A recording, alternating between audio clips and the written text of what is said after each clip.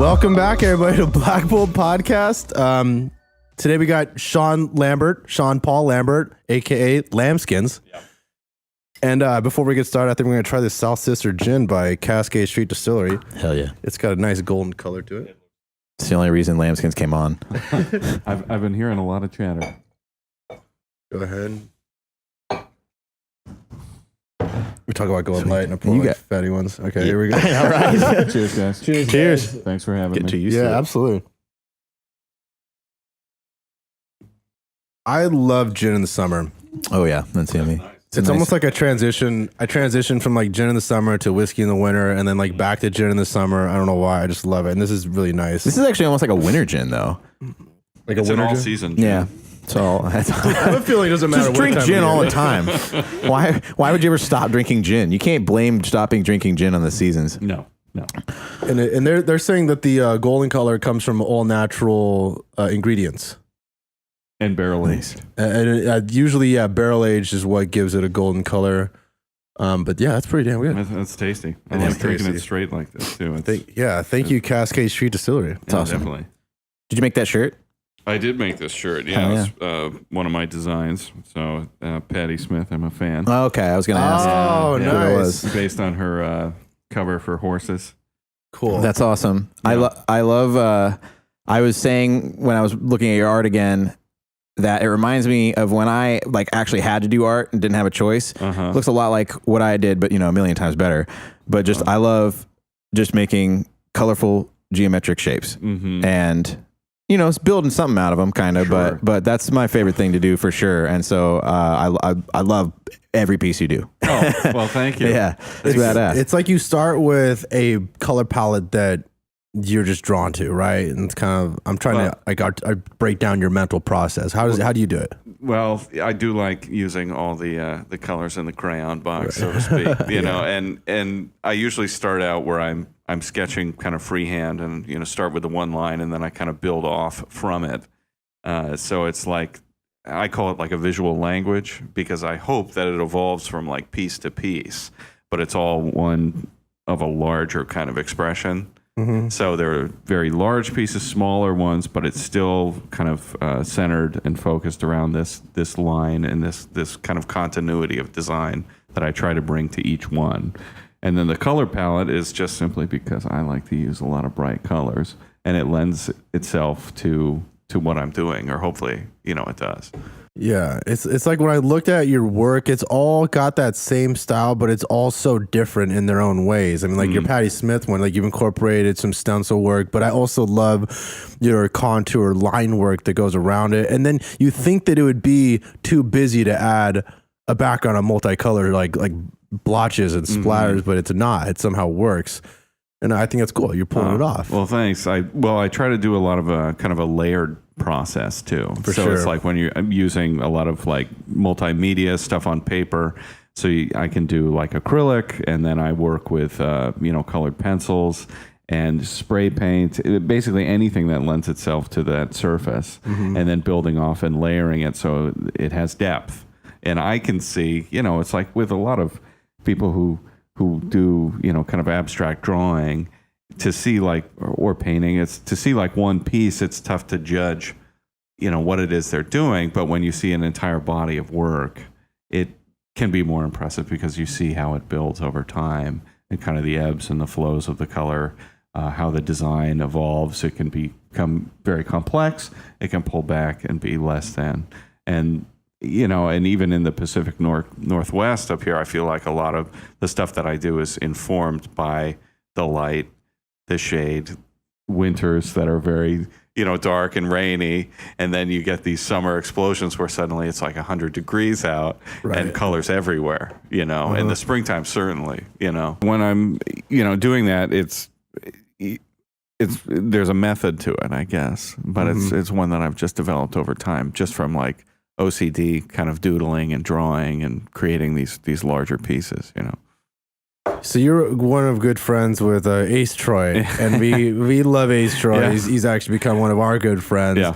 I want to hear about like how has your guys' friendship grown? How did it start? Where has it led you? Well, it's funny. I don't see Ace as much as I would like to, because that is a busy man. I mean, he's a machine. He is. Yeah. He produces so much. We're blown away by that. Yeah, and that's how I found him, because it was just, everybody has an Instagram account, and it's great, for artists, because you can see what people are doing, and it's so accessible, and you can share.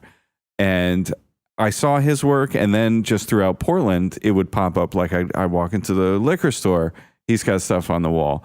I was walking past a nail shop, he has stuff on the wall. And then I'll joke with him, because I'll find things online where people are like taking selfies or whatever, and they'll post them through social media or whatever, and there's his work in the background on the walls. He gets around. So when I first saw his work, I was like, who is this person? Yeah. So I wrote him on Instagram. I just messaged him. I said, hey, I enjoy what you're doing. Do you want to meet up, or do you want to do a collaboration or something? Because I think our work would, be fun together. And he was very receptive. So we just met up, we chatted for a bit, and he just gave me a bunch of his kind of like stencil work on canvas, and then on some wood panels. And he basically just gave me artistic freedom and said, yeah, go for it. So there was one with like Prince and E.T., and I think we're of a similar age. So we have a lot of the images and the iconography he kind of works with, like, resonates with me.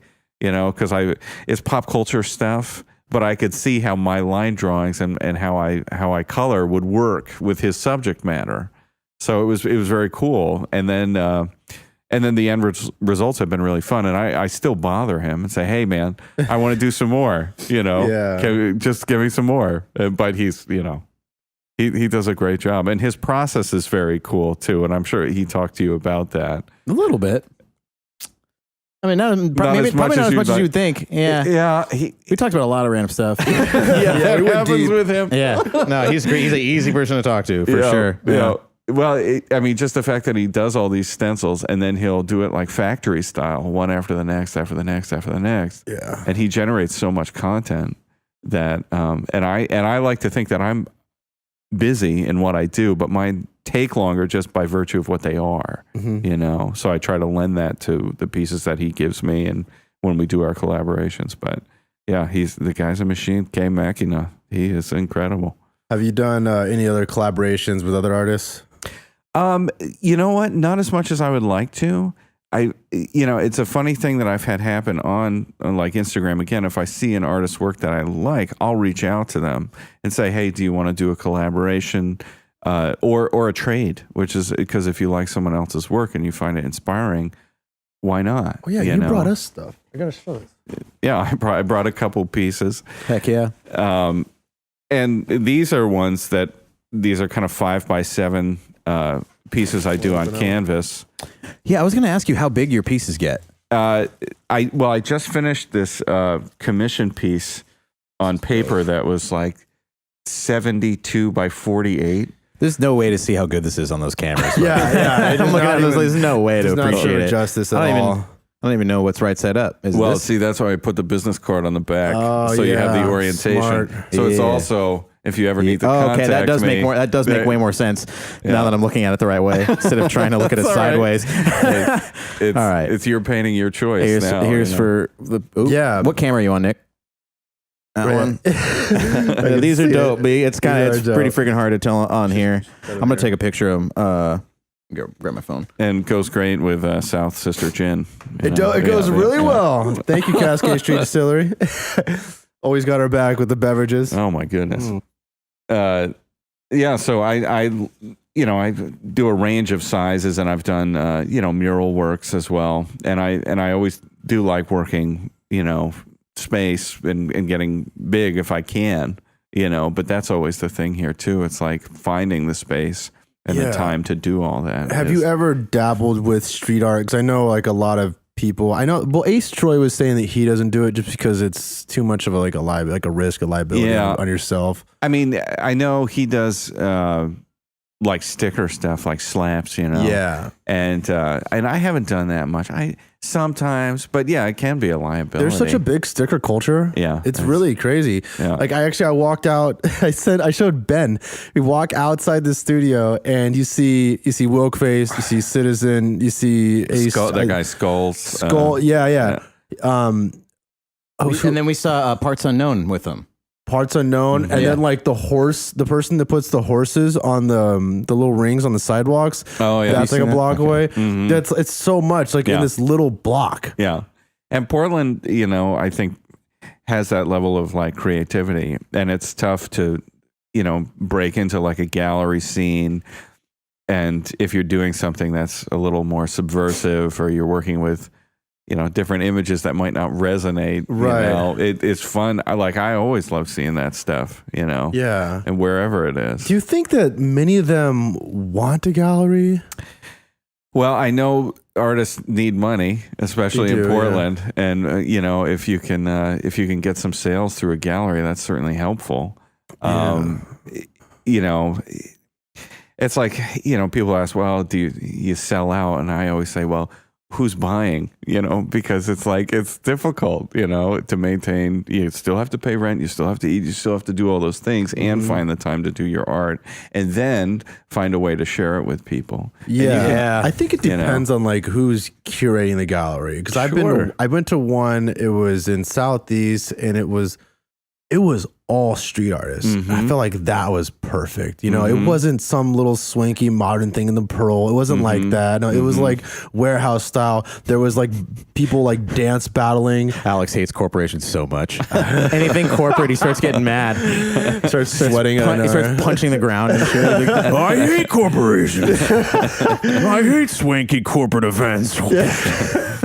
Yeah, no, they had like a dance battle. And I'm like, this is perfect. Yeah, you know, it's exactly what you want. And people were definitely buying art off the walls. Yeah, and that's terrific. And when you can do that, and you have, you know, people who are supportive of that kind of environment. Yeah. Terrific, you know, because that's how creativity is going to blossom. There was a lot of support too. Yeah.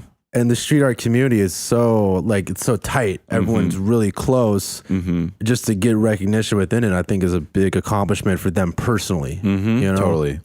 Yeah. So where do you seek inspiration? Basically, when it comes to my art, I'm more like compulsive, you know, where it's not like I'm really looking for inspiration. It's more like I feel the need. I have to do this. Yeah. And if I go without drawing, it's like a meditation for me. So I start to go off the rails a little bit. So I need to kind of come back and focus and draw, and, you know, just kind of breathe and sit and work through it. And so I listen to a lot of podcasts and music while I do it. And it's a big therapeutic thing for me, you know. And like it's funny with my girlfriend, if I don't see her for a while, you know, she'll be like, well, what are you doing? And I'm like, well, I've just been in my house drawing and painting. Right. Believe it all. Right. It's like, I'm not buying that for a minute. And I think it might have took a little while until she believed me. And I was like, oh, this is what I do. You know, when I have the time to do it, this is all I'm going to do, you know? And so yeah, the inspiration is never too far away, you know?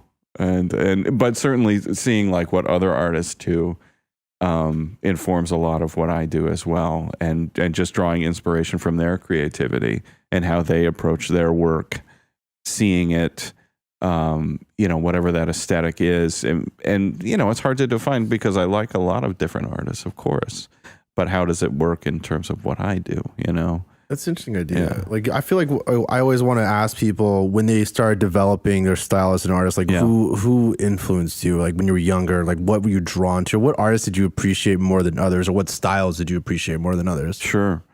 Well, I think I started painting like when I was a teenager, and it was just because I had a friend who was a little bit older, and he was painting.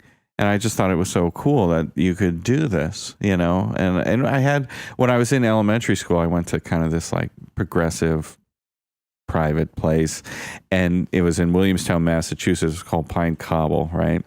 And it was a few blocks away from the Clark Art Institute, okay, which is this world-class museum that has, I think, the largest collection of Renoirs outside of France, right? So it has all this impressionist work.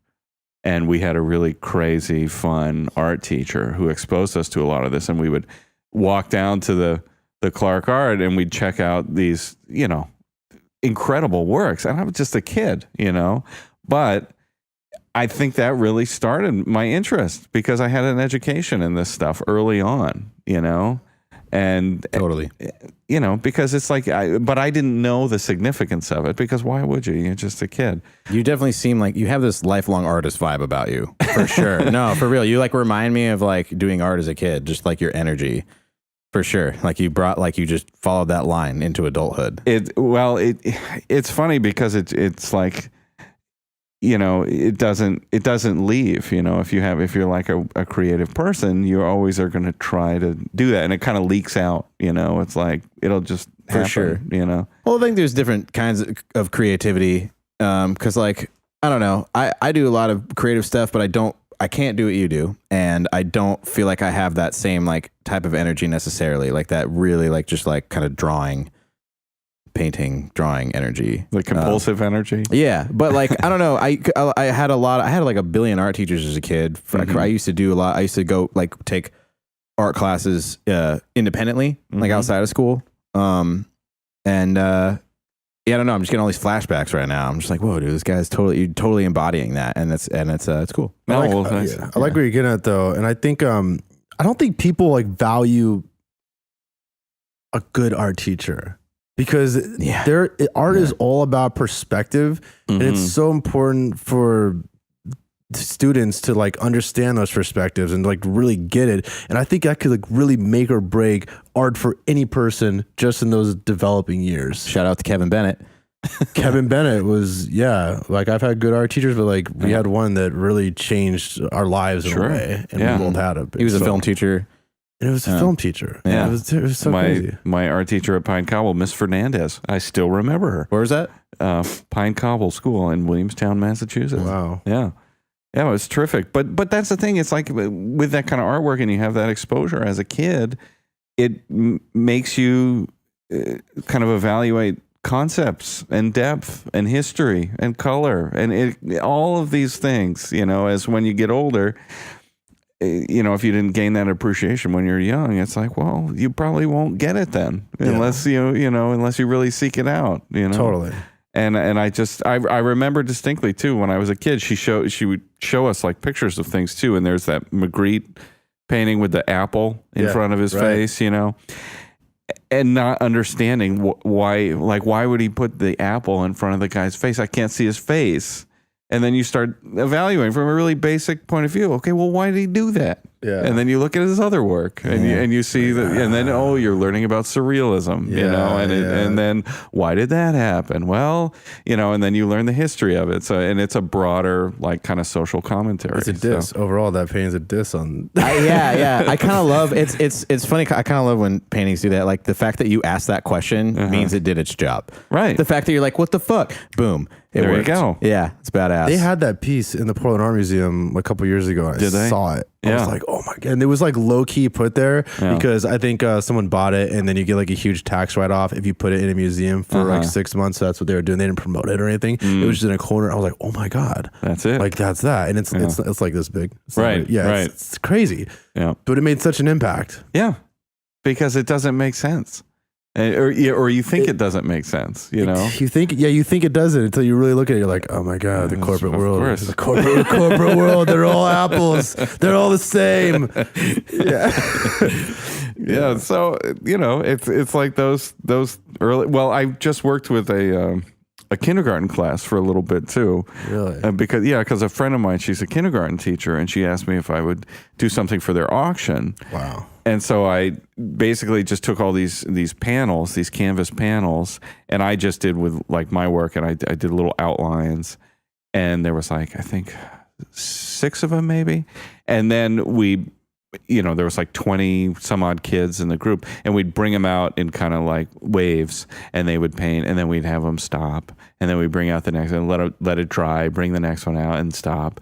And it was amazing because the kids have so much energy. And some kids are very specific in terms of how they approach it. And others, it's just this giant like big smear of color, and I have to be okay. I think we're done. No, I want to keep going. Well, you know, what's that over there? Well, you know, take that.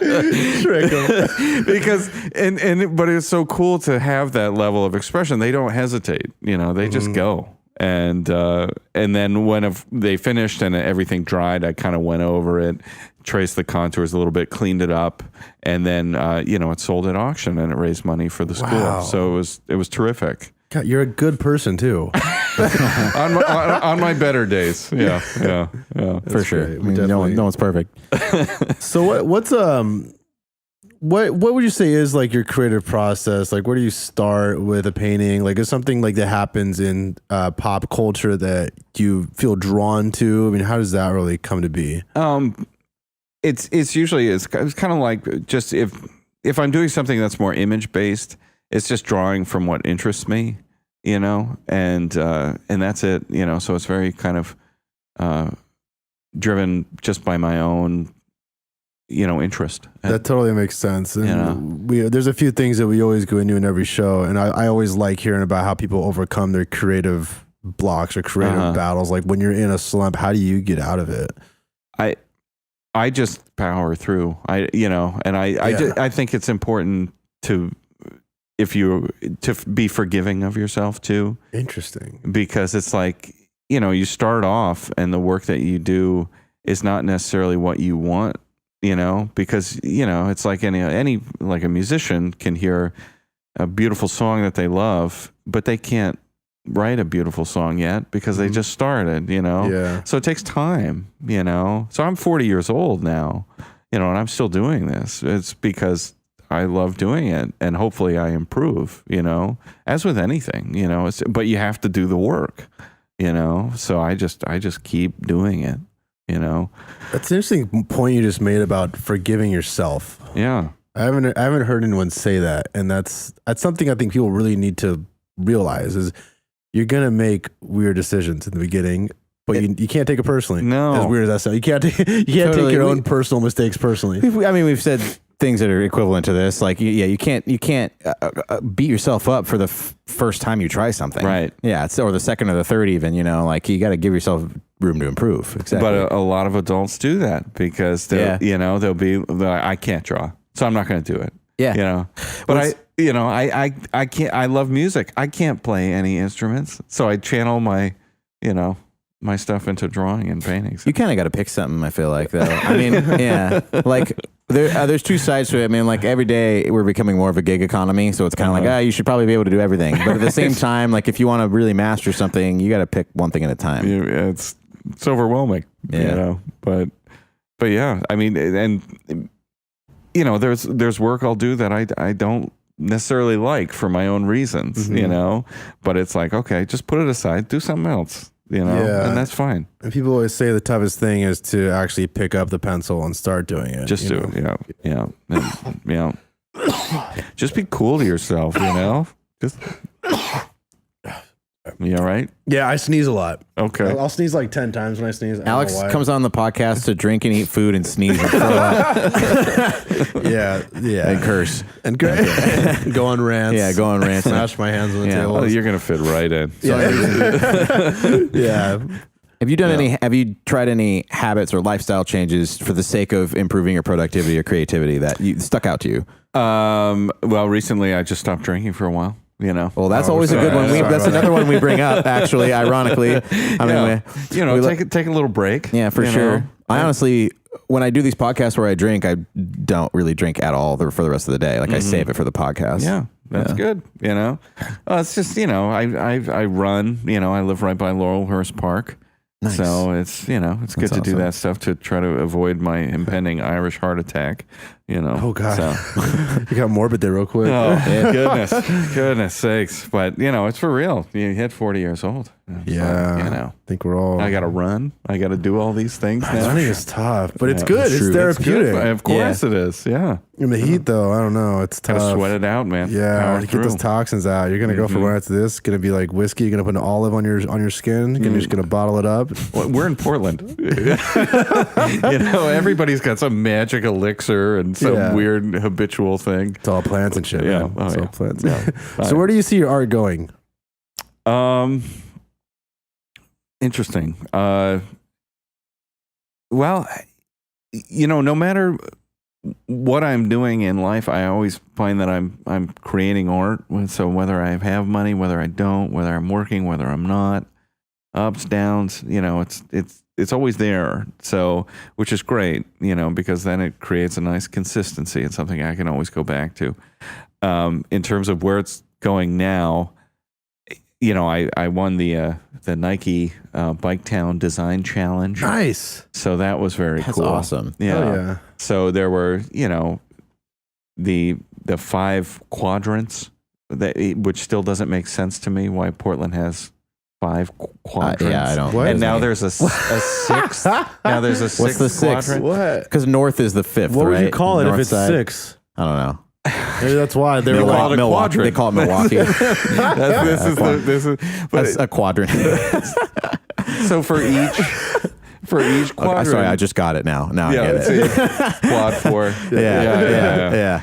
So for each quadrant, you were able to submit, different designs for the bike wrap and stuff. And I'm in the Northeast, so I got mine there. Terrific. And I should actually do a little plug for it. Yeah, definitely. Because mine is the last bike that's going to be released now. So there's been a bunch of the I've bikes. seen them, yeah. And they're cruising around, and they all look terrific. But mine is going to be on the outer Northeast Portland Sunday Parkways, and it's going to be on August 13th. So that's my official. Yeah, it's coming right up. It's also my dad's birthday. So how auspicious! Hell yeah! Wow, so I got that's like special. 10 of these bikes that are going to have my design on them, and they're going to be cruising around Portland. You, so I'm that's excited. really cool. Yeah, so it's like something like that. It was a real boon because it's just getting exposure, and I think as with any artist, it's like when you get a little recognition, it's affirming because you're like, because you work by yourself, you know. And to have other people see it and appreciate what you do is terrific, because that to me always seems to be the real hurdle there, because I have no problem generating the work, but then it's like getting people to see it, sharing it, and then people feeling positive about it too, which is great, Well, congratulations, Thank man. you. That's a big accomplishment. It was great. It was a fun process, and Nike's been super supportive and communicative. And they took all the rights to the bike, and you got none of the money. They made millions. Millions! Well, maybe next year, Now you're living on the streets. But what a bike. You're like, you desperately need a bike. You're like, can I please have the bike? I just need a bike to get to. I just need it to get to my job. And they're like, no, you can't have one. Just close the door on you slowly. The CEO, Phil Knight's just like, I'll see LeBron cruising by. On your bike. You're like, I designed that bike. He's like, crazy motherfucker. Throws trashy. That sounds terrible. Stupid artist. Oh, shit. All right. Yeah. Sorry for being so dark. That's okay. That's okay. The impending Irish heart attack probably opened the door a little bit there. That's fine. If I don't talk for 5 minutes on here, I get nervous. You get a little antsy. And mad. You got to fill the airtime. Start being like, yeah, well, your art sucks. It's like, man, Jesus. It's all right, man. We're all friends here. It's cool. My art's the best. Alex, like, you don't draw. I'm like, no. But you got opinions, so. Yeah, There no, you I go. draw sometimes. Okay. I definitely think it's very therapeutic. It's more therapeutic for me than anything else. I'm not doing it for a purpose usually, and I usually hate it, and I stop halfway through. I actually, it's weirdly more therapeutic for me than anything, and I think I should put this out there because I don't think a lot of people do it, is animating. Even the crappiest, tiniest little stick figure animation, if I actually lay it out and watch it, and I'm like just drawing what I feel, it feels ridiculously good. It's one of the weirdest little things. It's like you gave birth to a little event right in front of your eyes. Right. You know what I mean? It's kind of insane. Anyways. No, I think my weird one is photo editing headshots. because it's something I've done so many times that it's like I go into a little robot mode where you're consciously making decisions, but it's not difficult. It's pretty easy. And well, you've trained yourself. Yeah. And and that's, well, you know, it's analog and it's very tactile, you know, because I'm away from the computer screen, you know, I'm not looking at my phone, and I like that. And it's immediate gratification because the line that you draw on the paper is the line that exists. Yeah. You don't have to write code. You don't have to move it around. It's so I really enjoy getting away from screens a lot, you know, and if I could just immerse myself in that. Like, I don't know how to use Photoshop. I don't want to. I don't know how to do graphic design. I don't want to, you know, and nothing against people who do that. But I just like, you know, having that in front of me. Wait, how'd you make that shirt? No, I'm kidding. I'm just this was on my phone, and I said, you know, yeah. The necessary evil. No, you're right. You're absolutely right. For sure. We always talk about the digital analog battle and argument because it's funny because there's not a single person who comes on that doesn't have to succumb to this digital at some point. I mean, you have to at least upload it to Instagram. Exactly. If nothing else. Sure. And there's really nothing wrong with that. And I think it's badass that you stick as close to the analog as possible. Got a lot of respect for that. Well, it's just because, you know, I don't know if it sounds overblown, but it's like if it's in front of me and it's just coming from my hands and, you know, from my brain and what I'm conceiving of, that's something I have control over. Totally. You know? And that's nice. You Yeah, know?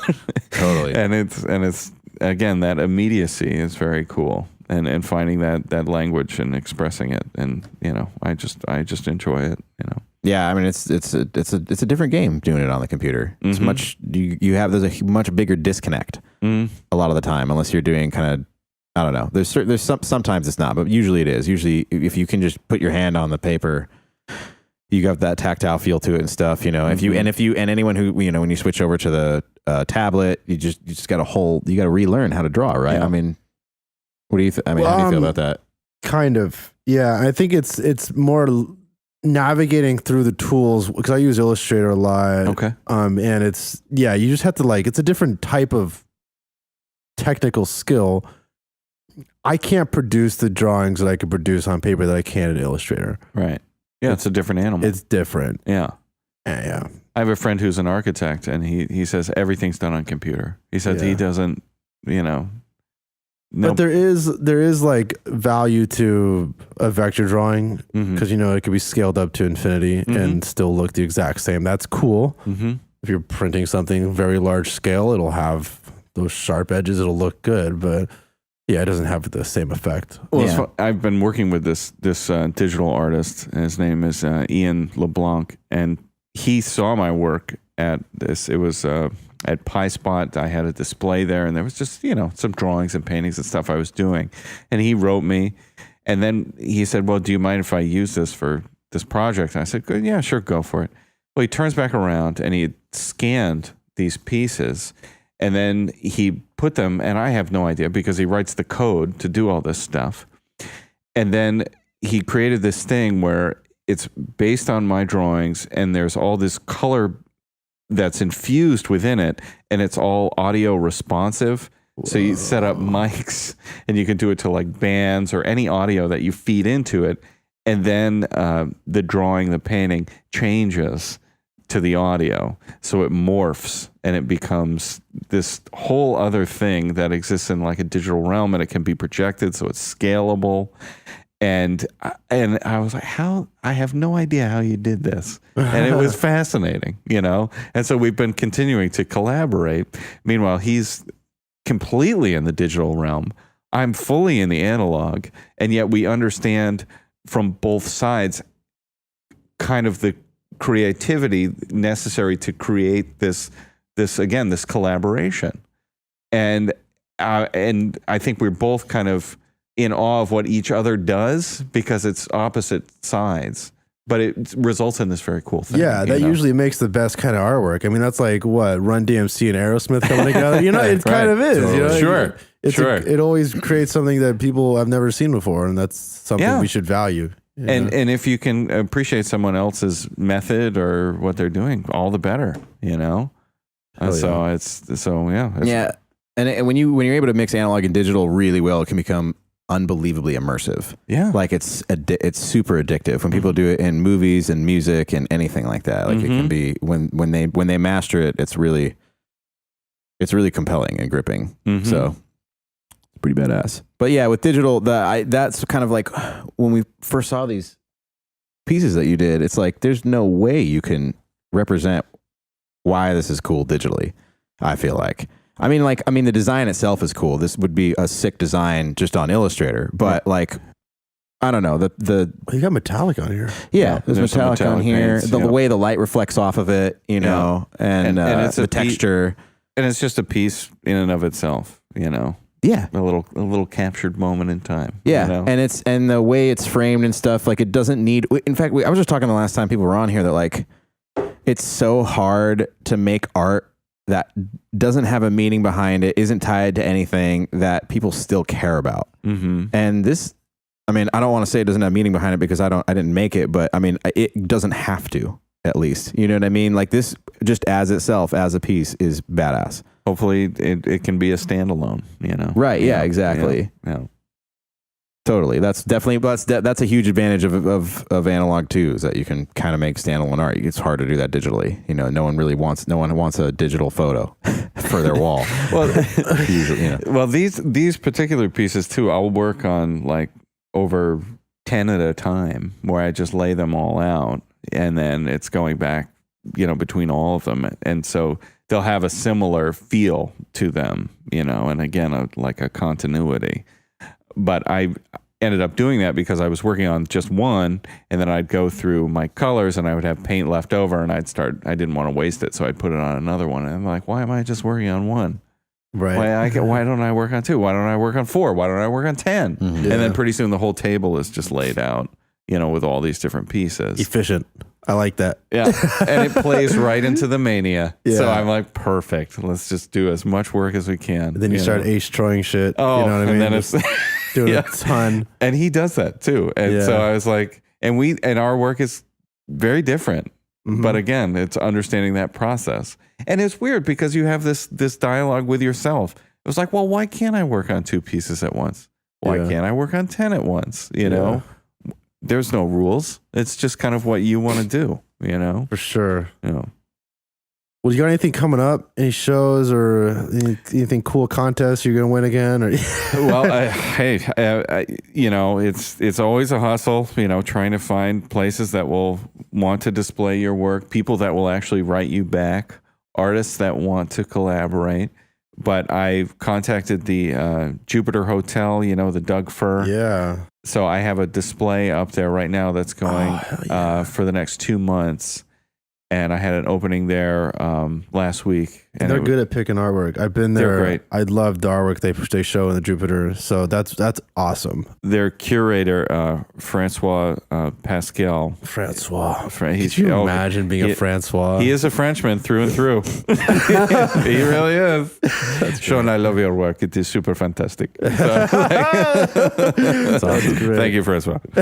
So he... so I had contacted them because I had walked in there a few times because I go to the Doug Fir, and they have their email and submit work, and he was in communication, and I went down there, and then he saw that I won the Nike Bike Town thing, and he just emailed me one day and said, "Can you bring down some work? I want to check it out." So I said, "Sure."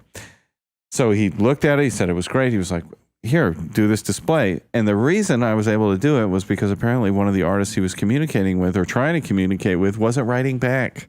So he wasn't able to book this person. Wow. And so that's a lesson right there. It's just write people back. Got to be present. Right. Yes. Yeah. If you care about your work, you have to follow up, You miss out on a gallery display because you can't write an email, That's not right. You want to have that motivation, have that structure, and, be willing to share what you do. Awesome. Well, speaking of being present, what's your social? How can people find you? Mostly, I'm lost in the analog world, but I have my Instagram that I do pretty diligently. My handle is @Lambskins, Lambskins, an old nickname a friend gave me. Yeah. So... Anything else that you want to put out there if people want to find your stuff or or I don't know if you want them to contact you, but no, please. Yeah. I love it when other artists, contact me or I can see what they're doing, because I think it's really important, especially in Portland, because you have so many creative people that they know about each other and that you can form some kind of community. And I think, again, you do your stuff by yourself, and it's tough. You don't want to work in a vacuum, you know, and it's almost like even this, like chatting with you guys, it's like therapy, because it's like, I'm so happy to talk to someone about this stuff, that people show an interest, so please, by all means, I love to see what other people are doing, So we'll post your Instagram. Anything else you want us to post? I think that's good. All right, cool. I know we definitely enjoyed having you on, so thank you'll you, have to guys. come back. Yeah, for sure. At Lambskins. He's here. He's present. He's a good time. Thank you. And you do have that art teacher vibe. Yeah. That being said, whoever stole my motorcycle, I hate you. Oh no. I will find you. And with that, we love you guys. Remember to like and subscribe. Tell your friends. Check out some cool art. Feel free to hit us up. And we will see you guys next time. Backbulb out. Peace.